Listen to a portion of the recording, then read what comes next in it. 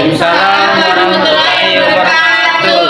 Kami dari kelompok 4 ingin mempresentasikan hasil PPT kami yang berjudul Dominisasi Pemerintahan Belanda di Indonesia.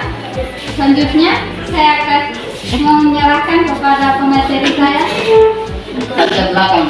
Setelah Raffles mengakui pemerintahannya di India Belanda pada tahun 1816 atas dasar diadakannya konvensi London pada tahun 1815 di London dengan salah satu perjanjiannya yaitu bahwa Inggris harus mengembalikan tanah jajahan di India kepada Belanda.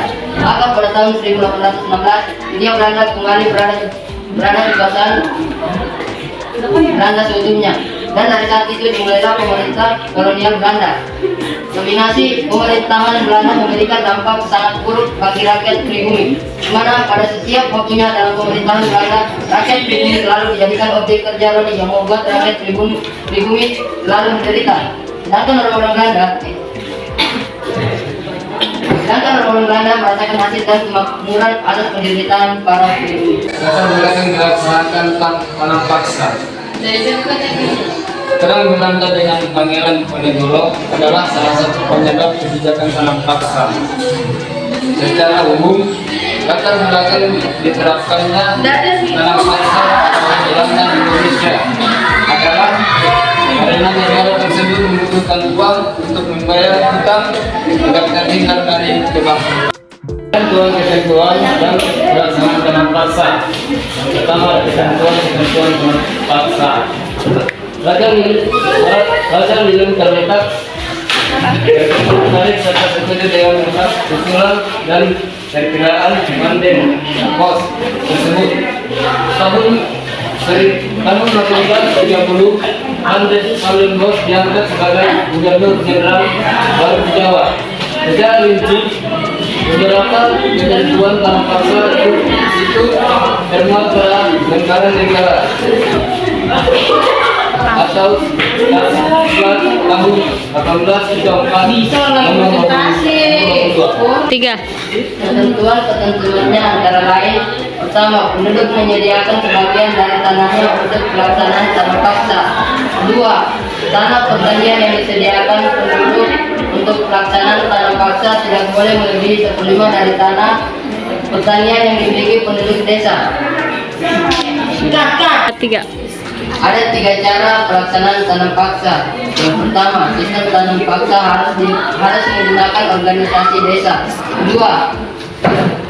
Pengerahan tenaga kerja melalui jabatan gotong royong gugur gunung. 3. Peran kepala desa sangat sentral sebagai penggerak petani, penghubung dengan atasan dan pejabat pemerintah. 3. Ada sebab-sebab dilaksanakannya usaha swasta. Yang pertama, karena golongan berusaha memiliki kebebasan berusaha dengan alasan bahwa sistem tanam paksa tidak sesuai dengan ekonomi liberal.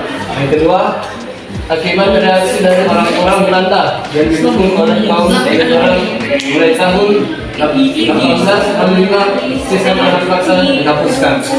Yang ketiga, hasil dari perdebatan di parlemen Belanda adalah dihapuskannya kultur sel-sel yang Ada beberapa faktor yang menyebabkan utang Belanda sangat tinggi, diantaranya di Eropa Belanda terlibat dalam peperangan pada masa kejayaan Napoleon sehingga menghabiskan biaya yang sangat besar.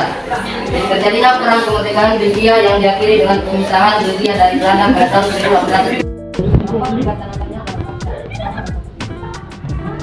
Dikenalkannya protein tanaman baru yang menjadi tanaman ekspor. Dibangunnya berbagai irigasi dan juga dibangunnya rel kereta api. Beberapa hal yang sangat berarti dalam kehidupan masyarakat setelah. Adapun dampak negatifnya yaitu terjadinya tingkat korupsi dari para pejabat yang terkait dengan pelaksanaan tanam paksa. Tanam paksa secara membawa penderitaan rakyat. Banyak pekerja yang jatuh sakit.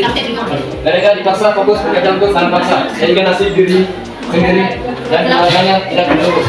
Bahkan kemudian timbul bahaya kelaparan dan kematian di berbagai daerah, misalnya di Cirebon. 1843 sampai dengan 1844. Ini Demak tahun 1843 dan pada tahun 18